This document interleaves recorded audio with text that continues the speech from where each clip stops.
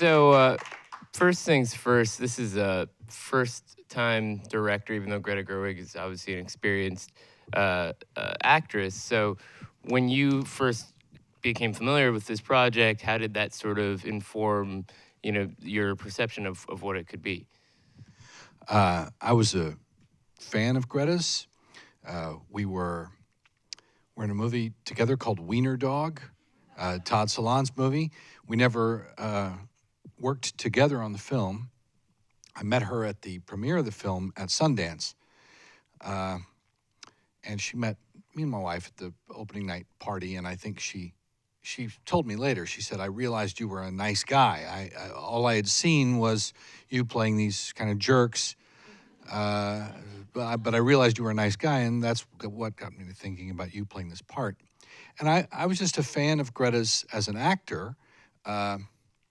I had seen one of the films she co-wrote with Noah Baumbach, Frances Ha, which I was a big fan of. And then I read her screenplay, and her screenplay was so well written. It was so complete. It didn't need anything. It was ready to go. So just knowing what a good actress she was, what a good script she had written, what a lovely person she is to be around, all of that just made me very confident about, I didn't have any worries about working with a first-time director. And I have to say, nothing about Greta seemed like a first-time director. She seemed very comfortable on the set. And of course, this is a very personal project for her, although she said it's not sort of explicitly biographical. She grew up in Sacramento in this time, more or less this time period. So playing somebody who, if you're not her father, then maybe have some echoes of experiences she had with her parents. How did that sort of inform the role? What sort of conversations did you have about that? I don't remember talking a lot about it. Some of it I just intuited.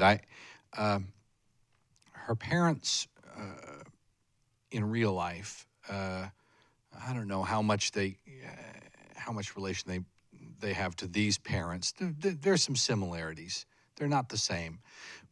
But I couldn't relate to them. My parents were nothing like that. My wife's parents are a lot like that. And so I was able to, I had grown a beard out of laziness, and I showed up on the set with a beard kind of feeling, because my wife's father has a beard. And I showed up, and Greta looked at me and she said, "Oh, my dad has a beard. The beard's perfect." And so it turned out it just kind of slotted in there. What I had intuited about the role, I think, was largely right. And just tell me a little bit about the tone, because it's at some points a very funny movie, but of course your character is grappling with extreme sadness, and that's something that we only learn with time. So how did you sort of figure out a way into internalizing a lot of what he's going through there? Again, I just so much of it was on the page. There was so little extra that I felt I needed to bring to the thing. I just felt like you needed to bring whatever sense of your life to what you do, but in terms of the actual material and the playing of the scenes, I just felt like it was all there. I mean, the guy's a depressive, but so am I. I mean, who isn't? So that was easy enough to do. And tell us about working with Saoirse, because she's also been acting for quite a long time, and at the same time, this really feels like a transitional moment for her, much in the way it is for this character, sort of pitching into young adulthood, playing a father figure. How do you sort of develop chemistry there? Is it just on set? Does it come from rehearsal? I think always with chemistry, you just have to be, you have to be available to it. You don't manufacture it. You're just available to something that hopefully is already there. And I think with Saoirse, I was just very lucky. I don't have any kids, but the connection between me and Saoirse was immediate and familial. And I think it was because we knew that's what the movie needed. And so, again, we left ourselves available to that when we met. But she's such a fantastic presence. all three of these women, the principal women I was dealing with, Saoirse, Laurie, and Greta, all three of them they're such attractive people in the sense that you just want to be around them. You just want to be in the room where they are. And so it was very easy to, and also you read this, the movie's not about me. I mean, you recognize what the movie is about, and you feel the responsibility of the role by just being there and being present and being open to whatever's going on. So, Saoirse, I mean, she's the real deal. In case people haven't figured that out yet, she's the real deal. She's a great actress. I happened to be privy to an early conversation when Greta was asking Saoirse about staying in her American accent throughout the shoot, and Saoirse was really resistant to that. She didn't want to do that, and she didn't wind up doing that. And her reason was she thought it would. She had done it before. She tried something like that before, and it had alienated the crew. And you came to realize that wasn't just arbitrary, or it wasn't a person who just wanted to be liked. It was very important to Saoirse to create an environment in which she felt comfortable, the crew felt comfortable, everybody felt comfortable to do their thing. So she was able to drop the accent or pick it back up when she needed to. And if she occasionally got a note about it, that sounded a little Irish, all right, well, let's just do it again. And then, one of the most stereotypical questions that comes up in these Q&As is improvisation. But in this particular context, I feel like it is worth bringing up. Greta's early films, for anyone who's seen them, do have a lot of improvisation. And yet this seems like it was a very precisely scripted movie. But how much flexibility were you given on set to sort of explore how these characters express? Well, it didn't need any improvisation, and so we didn't do any improvisation. I don't think there was, not that I was aware of. I didn't hear a line improvised. I improvised one moment on the set, which people liked and made people laugh and got cut out of the film. So, Save it for the DVD. Well, what was the sort of tone on set? I mean, was it playful? These are obviously sometimes long days, many takes. Yeah, it was it's a little boring how even it was. It was just, you showed up and you did your work, and the atmosphere was a great atmosphere. I mean, it's a low-budget film. We're shooting on locations in Los Angeles, picked up a few days in Sacramento, but in that house, around that house, it was just a small crew, and long days, but good feeling. I don't ever remember pushing any work. I think we always got our pages done for the day. It was the atmosphere was great, and Greta, because she didn't seem like a first-time director, was open to the kind of input that helpful crew, designers, actors give to a director. I mean, she would solicit it when she needed it. When she didn't, she didn't. It was a great atmosphere. And this isn't the only film of a certain scale that you've had a prominent role in this year. You also have the starring role in this film, The Lovers, which if people haven't seen, they should definitely check out. A really beautiful film from Asa Jacobs. So I'm sort of wondering, what draws you to these projects that are made on that scale? I mean, it's on some level, I'm thinking about given your theater connections, if there is some through line there.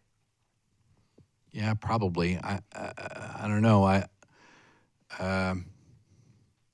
I've been fortunate that some good materials come my way, and the only criteria I have for selecting a project is how good the script is. I mean, maybe smarter people than me can figure out another metric by which they determine, this is going to be a good film. I don't know what that is. All I know to do is, if I see some good writing, I say, I want to do that. I want to be a part of that. And so I've been very fortunate that some good writing has come my way. It's been easy to say, that's the thing I want to do. Oz's script was great. This script was great. I mean, they're smaller and more personal films. They're very personal expressions of these filmmakers, and that's really what I want to be in. That's what I want to be doing. I want to collaborate on somebody's personal vision. Once it starts to get big, once the size starts, you start to lose some of the personality. You start to lose some of the right, because suddenly you're having to answer to a lot of other forces other than just one person's vision of the work. That's not a hard and fast rule, but by and large, that seems to be true. So I just got really lucky with a couple of these things, that some good stuff came my way, and I was free and could do it.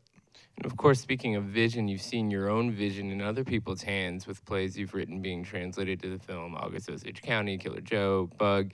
So what does that kind of experience do in terms of its impact on your relationship to other people taking script to screen, seeing those words being realized in a film? I don't know. I mean, all three of those things, August Osage County and Bug and Killer Joe, they're all plays. I mean, they were purpose made as plays. They were never intended to be films. I'm glad the films were made. I have fond feelings about all of those films, but they were designed to be plays first and foremost. And for the most part, I don't think plays make very good films. I don't think it's a natural translation. So in some ways, those pieces I put them kind of separate for me. Also, I've acted and written my whole career, so it's not a big deal for me to take off my writer's hat and put on my actor's hat. Some people are nervous when they hire me, thinking I'm going to be looking over their shoulder at the script, and I'm just not. I'm there as an actor to serve the work, and hopefully the questions I'm asking are helpful actor questions and not irritating writer questions. It must give you a unique perspective to be in both the theater and the film world sort of at the same time. I mean, a lot of people have talked about the challenges of getting movies made, especially personal visions that are made on a certain scale, have only increased. Do you feel like something similar is going on in the theater space, or how would you compare the two in that space? The theater, for me, especially coming from Chicago, the tradition of ensemble acting in Chicago, I'm a member of the Steppenwolf Theater Company, and kind of ensemble work that we value there. You look for those kind of experiences in film. They're harder to find. I mean, film by its nature is more technical. As an actor, it is by its nature a little more selfish, right? Sometimes the camera's on you. So sometimes it encourages a kind of selfishness that I'd prefer not to think about. But I have to say, with these experiences, you mentioned The Lovers and this, and a film called Christine I did with Antonio Campos. There was an ensemble feeling among the cast, the director, the crew. There was a feeling that we were all coming together with a common purpose. So in that sense, when I can get closer to that feeling of what I'm accustomed to in the theater, that's the sweet spot for me. And what about TV? That I would assume a couple of years ago wouldn't have necessarily been a natural fit for you, but you've sort of found your footing there with Divorce. So, what sort of differences do you see working in that medium? Well, it's faster. You got to just generate more. You're just not going to get a lot of shots at it, right? You get 2, 3, 4 takes, and then you're moving on. So you just get accustomed to that rhythm. It's like, oh, I'm going to have to get this quick. But yeah, I suppose TV has changed. I don't know. Again, I was very lucky. I mean, when Homeland came around, that was the first on-camera work I had done in maybe 7, 8 years. I had been doing another good long round of theater in Chicago for a number of years when Homeland came around, and I got very lucky on that TV show. I was working with some really gifted actors who were very generous.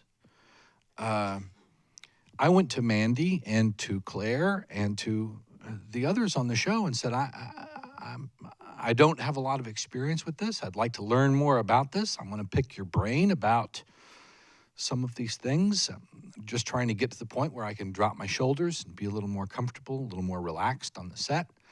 And they were both great with me. And Mandy and Claire have such different ways of working. It was a great couple of years spent around them, watching them do their work.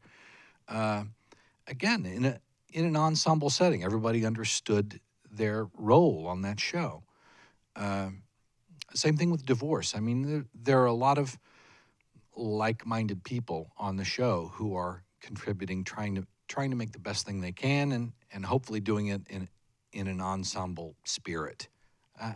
I feel very grateful that I've found myself in situations that are pretty healthy. Usually helps for them to be healthy. Yeah. So we have some questions on cards here that were submitted by audience members before the film, and I wanted to share a few of them. This is from Dan Olson, and he asks, having seen Bug last night and awaiting the screening of Lady Bird, how do you feel your approach to storytelling has grown? How has your delivery of your message changed over your work as a playwright and actor? How's it grown? That's such a good question.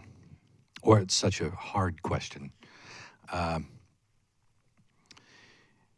It's all storytelling, whether it's writing or whether it's acting. That's what I'm interested in, is storytelling. People keep asking me, saying, don't you want to direct something? And I say, no, because the director has to worry about a lot of things I don't care about. All I really care about is the storytelling, that we're telling a story effectively, efficiently. We're getting at something about the human condition. We're portraying some way that life feels. That's what I care about. And I suppose the way it's grown is that with time, you do start, well, I shouldn't say you do, you start to drop some of the concern with self, right? You're able to more easily look at the project and concern yourself with the project and not concern yourself with what you're doing. There's self-conscious thoughts we all have, not only as people, but as actors, right? That we're trying to get rid of some of that self-consciousness so we can deliver the story. So I hope as I've gotten older that stuff has gotten easier and, again, a little more efficient. This is a question from Zach Barron, and he asks, what advice do you have for younger actors who are newer to the business? Is there anything that your recent experiences might have affected this? Well, I mean, the advice is to work. There's no excuse to not work. And I've done both. I've worked and I've not worked. And you just have to keep doing it. And if doing it means you're doing a revival of Two for the Seesaw in a 30-seat house somewhere in the suburbs, then that's what you have to do. My advice is to work. And if nobody will hire you, then produce your own work. You just have to work. You just have to get out there and work. There's no excuse for sitting around waiting for the phone to ring. That's the worst thing. It's the most natural thing for an actor to fall into, and it's the worst possible habit. You just have to act. It's hard. I don't claim that what I'm saying is an easy thing to do. It's very hard to make yourself get up and do it, especially acting, because it requires, you can't just go out on a park bench and start acting. You can't go down the subway and start acting. It requires some things. You got to be able to have a place with a light on you and an audience sitting out there, but you can still do it. And if you can't do it in New York, you got to go somewhere else and do it. I've done it in Chicago for a long time. There's a lot of work in Chicago. There's no money, but there's a lot of work. So sort of as a sequel to that, Remy asks, what advice would you give to a first-time playwright? Same thing. You just got to put it up. You write a play and don't get caught in some kind of developmental hell, or don't just send it off. envelopes to different theaters, just put it up. If you've written something that's too big to put up, then you're going to have to write something else that you can put up. My first couple of plays, Killer Joe and Bug, were purpose-built. I mean, they're both five-handers. They take place on a single set. I believe we produced Killer Joe in the original production for $1,500 at a 40-seat theater in Evanston, Illinois. You just got to put it up. You learn so much more by putting it up than you will waiting to hear somebody else's response or waiting for somebody to give you permission to do it. You just don't need permission to do it. Well, and talk a little bit about response. I mean, you could put on a play, and if it's supposed to have a laugh moment, you know right then and there whether or not it's hitting its beats. With a movie, it's a little bit more amorphous. You know, it could depend on the theater and so forth. So, you know, how does sort of your relationship to that response inform the way that you work on these projects? It's funny, while you were saying that, I started to fall into a dream sequence. It's like, oh, I'm remembering back in the early days of... Little wavy lines. Sorry, what was the question? Well, just, you know, talk a little bit about the contrast between perceiving the response to a play and response to a film. Well, it's different. I mean, in the theater, we get a lot of shots. We get a lot of previews. We get a lot of performances. And I tinker a lot as a playwright. If a line isn't getting a laugh, needs a laugh, or if it is getting a laugh and it doesn't want a laugh, I can change it. Once you make the movie's made, which is interesting with some of these. You know, movies aren't as funny as plays. I've noticed this now. They're just not as funny. You laugh a lot more in the theater than you do in the cinema. There's something about the nerves of live performance, I think, that brings it out. I'm not sure. You know, when we were doing Who's Afraid of Virginia Woolf here, we continually heard from people, wow, I didn't realize it was that funny. It's because they're accustomed to the film, which is funny, but it's not that funny. I mean, the film's kind of more of a horror film. The play is really funny. And something like Glengarry Glen Ross, you know, that movie is so dark and moody and there's a sense of foreboding about Glengarry, but when you do it on stage and you're just really popping that mammoth dialogue, man, that thing is a laugh riot. So I just don't think movies are as funny, but I do think that again, I think if the movie is true, right? If there's some honesty to the film, the humor kind of takes care of itself. You know, there are no jokes per se in Lady Bird, one or two, but for the most part, the humor grows out of character and situation. It's not about funny things that people are saying. So before we let you go, I think the biggest challenge with movies like this when they come out is what distributors call word of mouth. You know, a bunch of people here saw the movie and they like it. They have to tell their friends to go see it, and you get the snowball effect in an ideal scenario. How do you pitch Lady Bird to people? What's the best way to kind of tease this movie? That's a good question. I do know that Breakfast Club came out maybe 83, I think the year I graduated from high school.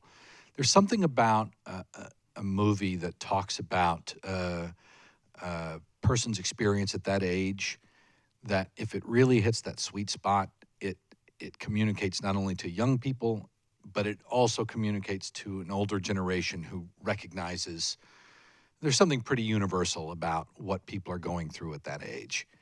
And so when it really hits the sweet spot, and it's hard to do with this kind of material about people at that age, it's so easy to screw this up.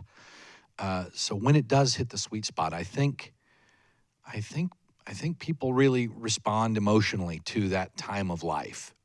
And so I think that, in other words, I think the answer to that is it's a really good movie. I don't know if you'd call it a teen movie, but it's a great movie about being a teenager, what it means to be a teenager. Don't say comedy or drama. Leave that out. Well, you can call it a comedy. Sure, it's a comedy. Whatever it takes to get them in the door, right? Yeah, right. Thanks for being here, and thanks for sticking around. Thanks very much. Thanks, everybody.